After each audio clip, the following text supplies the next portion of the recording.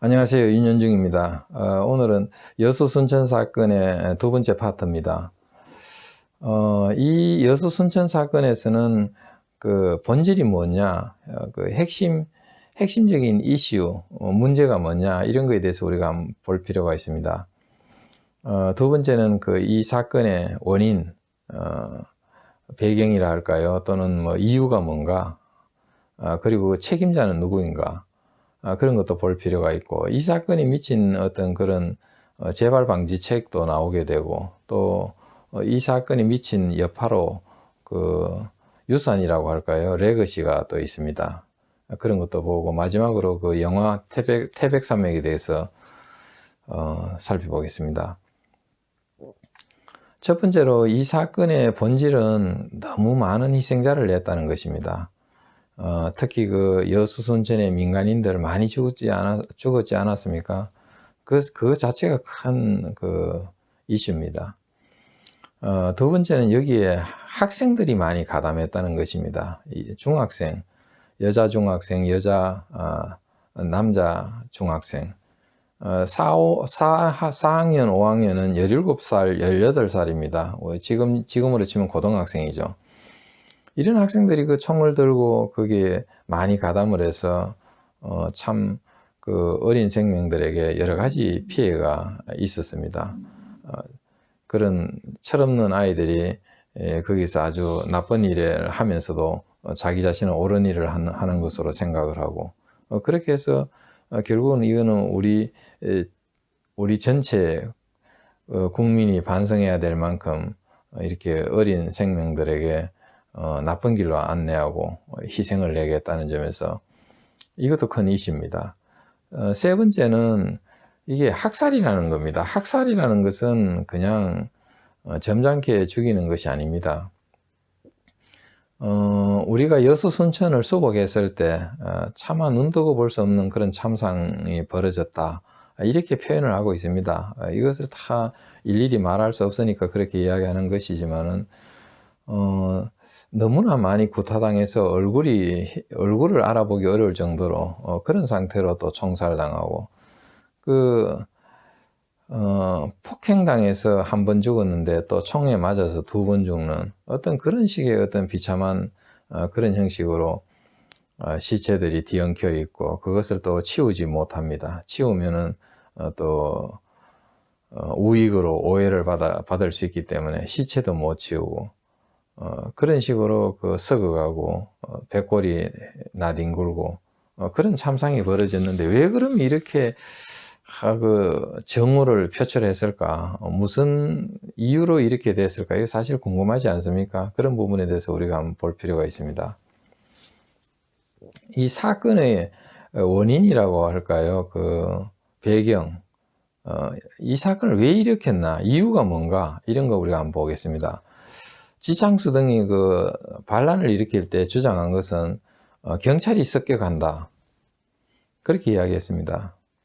물론 뭐 광주 사연대의 경우에는 영암 사건이라고 해서 군인과 경찰 간의 충돌이 있었습니다. 그렇지만은 그 경찰에 대해서 감정이 안 좋다고 해가지고 여수 순천을 그렇게 공산화하고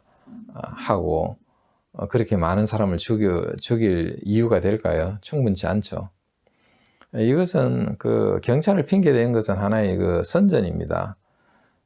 그것은 뭐 공산주의 자체가 경찰이나 우익을 제거하는 게 제거해야만 공산혁명이 가능하니까 그런 이야기 할 수는 있지만은, 그것 때문에 반란을 일으켰다라고 하기에는 부족한 이야기고, 또 그 반란을 일으킨 사람들은 제주 파병을 반대하기 위해서 일으켰다라고 이야기를 합니다. 여수 14연대 중에서 한 개 대대만 제주도에 파견하기로 되어 있었습니다. 전체 부대도 아닙니다. 근데 그 한 개 부대에 소극적으로 그 파견 반대에 저항할 수는 있지만, 그렇다고 해서 그렇게 많은 사람을 죽이고 여수 순천을 붉게 물들이고 그렇게 할 이유로는 충분치 않습니다. 그것은 하나의 그 선전일 뿐이지 그것 때문에 일으켰다, 그것은 아니라고 봅니다. 여수 순천에서 공산 반란을 일으키는 과정을 보면은 굉장히 조직적이고 계획적으로 이루어진다는 인상을 받습니다. 먼저 지창수 등 반란은 장교 21명을 한꺼번에 몰살시킵니다. 어떻게 미리 준비하고 장교들을 미리 목표물로 겨냥하지 않았다면 어떻게 이렇게 많은 사람을 죽일 수 있었겠습니까? 도망칠 수도 있고, 그런데도 그렇게 죽였다는 건 아주 계획적이었다는 것을 알 수가 있고, 또 이 부대에서 반란을 일으키자마자 부대 정문에서는 여수 좌익 23명이 와 있었습니다. 이 사람들 반란군을 인솔해 가지고 향도를 해서 여수로 진입한 거 아닙니까? 이것도 아주 미리 사전에 약조가 없었다면 그게 가능하지 않은 일이죠. 이것도 아주 계획적이고 저도 면밀하게 준비된 그것이었다라고 볼 수 있고, 또 여수에 들어갔어도 보면은 반란을 일으킨 다음 날 바로 여수 인민대회를 개최해 가지고 거기서 인민위원 6명을 바로 발표를 하고 또 강령까지 만들어서 발표합니다. 이것이 준비가 되지 않았다면 어떻게 그 자리에서 발표를 하겠습니까? 인민위원 선정에도 시간이 걸릴 수 있고 서로 갑론을박이 있을 수 있는데 바로 6명이 발표가 되고 강령도 그 자리에서 바로 발표한 거 아닙니까? 그거 다 준비된 것이죠. 그리고 여수에 벽보로 붙인 제주파병 병사위원회 이런 명의로 해가지고 제주파병 반대에 대해서 장황하게 이야기합니다만은 그것만으로는 충분하게 여수 순천 사건을 설명하기는 부족하다. 그렇게 봅니다. 그리고 또 반란군이 여수에 오자마자 여수 좌익이라든지 민간에 있는 학생들까지 동원해서 600여 명이 기다리고 있다가 바로 여수 반란군이 가져온 구부식 소총으로 무장을 합니다.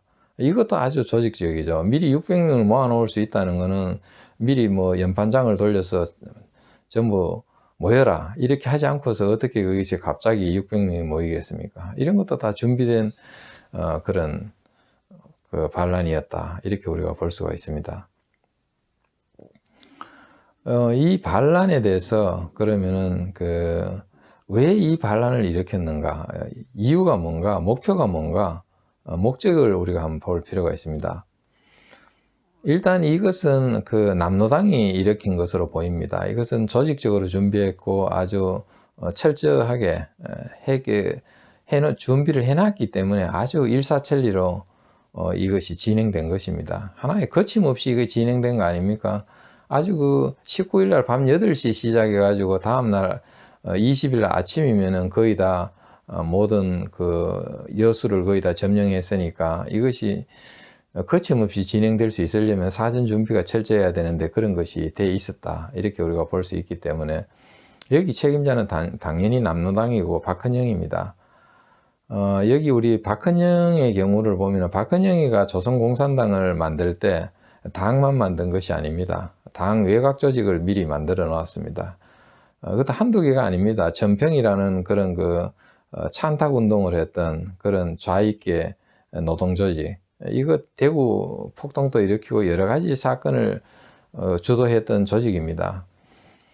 그리고 민해청이라든지 애국청년동맹이다 이래가지고 좌익 학생 조직도 있었고 또 여기 여성동맹, 학생동맹 이런 동맹 조직들도 많이 있었고, 그 다음에 교원노조라든지 이런 작은 노조 조직들, 이런 것들이 다 모여가지고 결국은 자유계에서 반란의 동조 세력이 되고 또 학생들도 자익 선생들이나 자익 단체에 소속돼 가지고 여기에 또 나오게 되고 그렇게 가담하게 된 것입니다. 이 모든 책임은 결국 남조선 남로당 박헌영과 관련이 있고 그 사람의 책임입니다. 이런 것을 일으키면서 김지혜, 홍순석 중위도 여기에 가담이 되어 있습니다. 처음에 이 반란을 일으켰을 때는 지창수, 정락현이라는 이런 하사관, 광주 사연대에서 온 하사관들이 주축이 되어 있습니다. 그렇지만은 여수의 상계 그 대대를 이끌고 왔을 때는 그 바로 김지혜 중위에게 그 2개 대대를 맡겨서 그 순천을 점령하게 합니다. 김지혜라는 사람은 김지혜 홍순석 중위는 이 지역 사람이 아닙니다. 한경도 쪽 사람이고, 김지혜의 경우에는 그 북한에서 유격 훈련을 받고 온 사람입니다. 유격대 훈련을 받았으니까 그 당시에 그 평양학원이라든지 강동정치학원이라고 있습니다. 이것은 그 남쪽에 있는 그 자익계 청년들을 유격대 훈련을 시켜서 난파시키는 그런 학원입니다. 그것이 박헌영이 교장이었기 때문에 박헌영 학교라고도 불렀습니다. 김지혜는 그런 출신입니다. 그렇게 자기 신분을 속이고 서울에서 경비사관학교를 나와서 장교 계급을 달고 거기에 압력하다가 반란을 주도하게 되는 것입니다. 김지혜는 뭐 북한에서 유격대 훈련을 받았으니까 바로 그 순천이 함락될 즈음에 그 부대를 거느리고 구례를 거쳐서 지리산으로 들어갑니다. 뭐 유격 훈련을 받았으니까 발치산이 되는 것이죠. 그것은 어떻게 보면은 남도당의 지령이었을지 모릅니다. 왜냐하면 그 여수 순천에서 끝까지 싸우라는 것이 아니라 거기서 어느 정도 하다가는 그 지리산으로 들어가라고 이렇게 명령을 받았기 때문에 그렇게 들어간 것입니다. 이것이 다 남로당에 의한 어떤 지시다, 이렇게 볼 수 있고, 그것을 또 우리가 그 여수나 순천의 그 점령당한 모습을 한번 그려보면은 알 수가 있습니다. 그 과거에 그 업사무소라든지 또는 뭐 군청 이런 행정관서들이 전부 다 인민위원회 간판이 붙습니다. 그건 이제 공산주의식 그런 행정기구 명칭이죠. 그리고 관공서는 뭐 전부 다 그 북한 인공기가 걸립니다. 이것도 뭐 미리 준비하지 않았다면 어떻게 그렇게 많은 인공기가 걸리겠습니까? 그리고 그 은행이라든지 모든 그 재산들을 그 국유화합니다. 이거 뭐 북한의 공산주의자들이 원래 국유화하지 않았습니까? 그리고 토지 그 무상몰수하고 다시 분배하겠다는 그런 발표를 합니다. 시간이 없어가지고 그런 거 좋지는 못합니다만 발표는 하죠. 그리고 경찰서 대신에 보안서를 설치하고, 또 법원 대신에 그 인민재판소를 두고 인민재판하고, 이런 것이 일사천리로 거침없이 이루어집니다. 이것이 다 준비되지 않았다면 어떻게 이것이 한순간에 가능하겠습니까? 그리고 또 경찰관이나 그 뭐 민족 반역자라는 명칭으로 그 유상계급, 지주자본가, 뭐 기업가, 상공인, 그리고 우익인사, 경찰, 가족, 뭐 이런 사람들, 또 종교인까지 다 처단하겠다는 거 아니겠습니까? 이런 것이 다 한꺼번에 아주 짧은 시기에 이것이 일사불란하게 이루어진다는 점에서 이것은 아주 계획된 것이다. 남노당에 의한 지령에 의한 것이다. 이렇게 우리가 볼 수밖에 없습니다.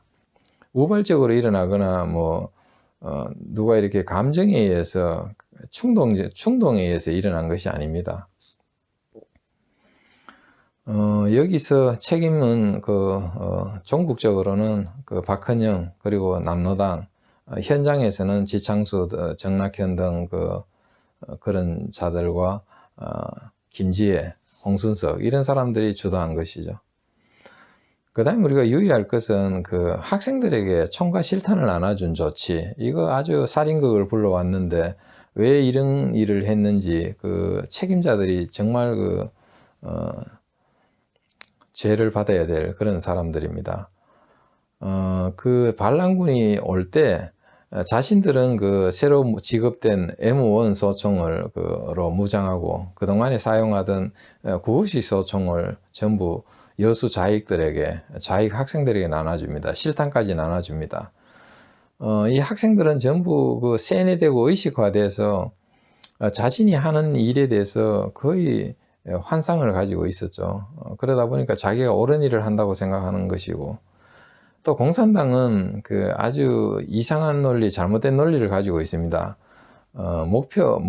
그 목적은 수단을 정당화한다. 이런 것이 그 사람들에게는 하나의 그 진실처럼 그 간주합니다. 목적이 수단을 정당화한다고 하면은 그 공산혁명을 위해서는 아무리 사람을 죽이고 나쁜 짓을 해도 정당화된다는 거죠. 공산혁명을 위해서 한 것이기 때문에 정당화된다는 겁니다. 이거는 엄청난 살인극을 불러올 수밖에 없습니다. 도덕성을 완전히 뺏어버리는 조치 아닙니까? 그렇게 해서 이런 비참한 사태가 일어난 것입니다. 결국은 공산주의 이론 자체가 잘못되어 있습니다. 여기 현지 진도에 사는 어느 예비역 장성은 자신이 일본에 있다가 해방 직후에 돌아와 보니까 벌써 그 지역에서는 그 인민위원회에 나오지 않는다. 이렇게 해서 자기 수군거리는 게 있더라. 그래서 참 부담스러웠다는 그런 이야기를 남기고 있습니다. 왜냐하면 그 당시에 그 여운형의 건준 조직이 전국적으로 이렇게 만들어지면서 이 지역에 인민위원회가 만들어지고 그 인민위원회가 시골 마을에까지 들어가서 거기서 뭐 마르크스 레니니즘을 가르치고 부르주아지가 어떻고 프롤레타리아가 뭐다 뭐 이렇게 벌써 교육을 하고 그렇게 벌써 공산주의 이론이 퍼져나가고 있었다는 겁니다. 그런 어떤 상황에서 그 선생들, 특히 좌익 선생들, 이 사람들이 학생들에게 아주 잘못된 신념을 가르쳐주고 그런 걸 통해서 학생들이 뼛속 깊이 그 세뇌돼 가지고 그런 잘못된 행동을 한 것이죠. 그 학생들이 나중에 그 생포됐을 때도 여중생의 경우 지금 북한에서 인민군대가 내려오고 있어서 곧 여기를 해방할 것이다 이렇게 큰 소리 쳤다는 겁니다. 정말 완전히 그 선전에 속아가지고 거기에 완전히 몰입되어 있다는 그런 증거입니다. 그렇게 많은 희생자를 낸 것에 대해서 반란군의 총을 넘겨준 사건, 그리고 좌익 교사들이나 송욱 인민위원 중에 한 사람은 송욱 교장인데 그 사람은 여수 여중 교장입니다. 그 사람이 참여하면서 여수 여중생들도 많이 참여한 거 아닙니까? 여기에 대해서 교장이라든지 교사, 이 좌익 교사들의 그런 잘못도 책임도 큽니다. 나중에 학생들이 구구식 소총으로 총을 쏘고 막 조작을 하는데 어떻게 그것을 배웠는지 궁금했습니다. 나중에 알고 보니까 좌익 교사들이 총 조작법을 가르쳐 준 것입니다. 그렇게 큰 잘못을 범했습니다. 학생들이 철없는 학생들이 얼마나 알겠습니까? 이렇게 우리가 볼 수가 있고, 그 다음에는 이 사건의 결과로 인해서 이 재발 방지책을 강구하게 됩니다. 정부에서는. 이런 일이 계속 반복되면 얼마나 많은 희생자가 나오겠습니까? 그렇게 해서 숙군을 하게 됩니다. 군 내에 있는 공산분자들을 제거하는 어떤 그런 조치에 바로 돌입하게 됩니다.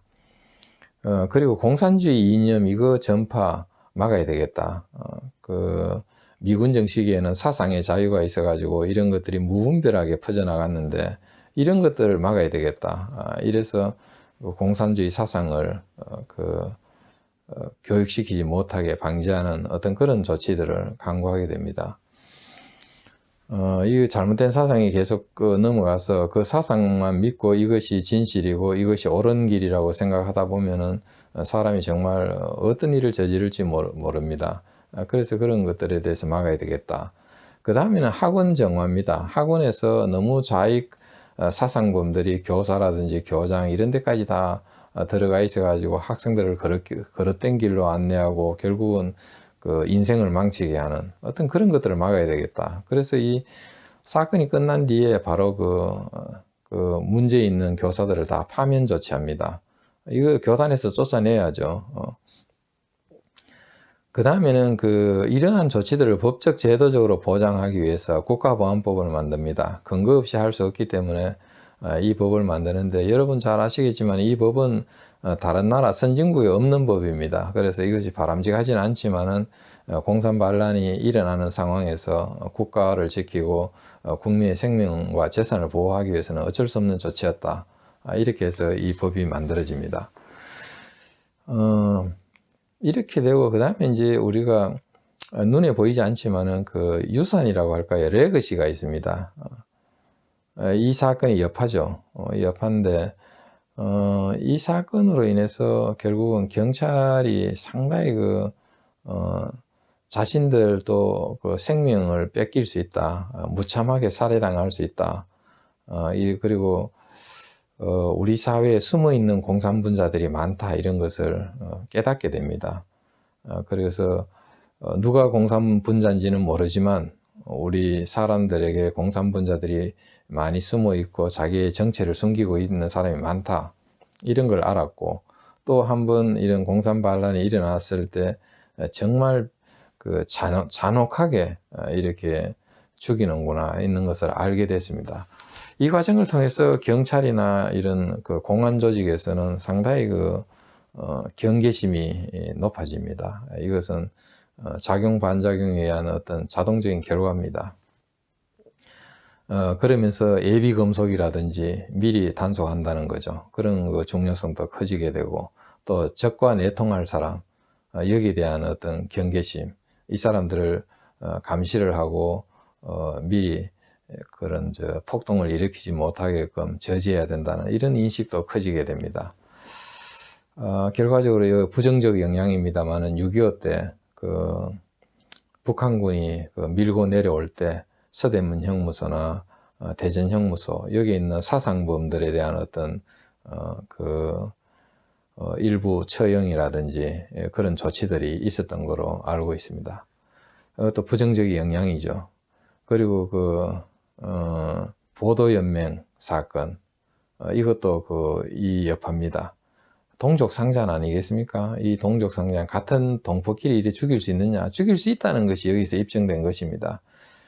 그렇기 때문에 이런 것을 미연에 막아야 되겠다. 또 한 번 경찰이 이렇게 희생당할 수는 없다. 이런 의식이 경계심이 발동해서 정말 죽이지 말아야 될 사람들까지 죽이게 되는 그런 부정적 영향, 그것이 미치게 된 것입니다. 이것은 어떻게 보면 우리 민족의 비극입니다. 이상 말씀드리고, 그 다음에 영화 태백산맥을 잠깐 언급하겠습니다. 영화 태백산맥, 제가 좋아하는 또 그런 배우도 거기에 출연합니다만은, 이 태백산맥을 보면은 너무 좀 여수 순천 사건이 참 비극인데 이것을 너무 가볍게 다루지 않았나 이런 생각이 듭니다. 빨갱이라고 이렇게 표현되어 나옵니다. 영화 속에서 보면은 그 빨갱이는 가난한 사람, 불쌍한 사람, 그런 사람을 옹호하는 그런 사람을 위하는 사람들이다. 또는 가난하고 못 먹으니까 빨갱이가 된다. 이런 말을 하면서 그럼 빨갱이 되라는 뜻인지, 돼도 괜찮다는 뜻인지 애매한 그런 뉘앙스를 풍기고, 또 우익 인사들 보면은 우익 청년단체나 이런데 그 장면을 보면은 대낮부터 술을 마시고 또 도박을 하고, 또 어떤 경우에는 감찰 반원이라는 사람이 여자를 겁탈합니다. 이걸 보면은 우익 단체들 보면 아주 도덕적으로 타락했구나, 이런 인상을 줍니다. 그리고 또 인민재판 이야기를 하는데 또 지주재판을 하면서 이 사람은 선량한 지주다 이래가지고 풀어줍니다. 인민재판이 과연 그렇게 공정하고 그렇게 선량할까요? 인민재판에 오는 사람들은 기본적으로 일반 범죄자들이 오는 것이 아닙니다.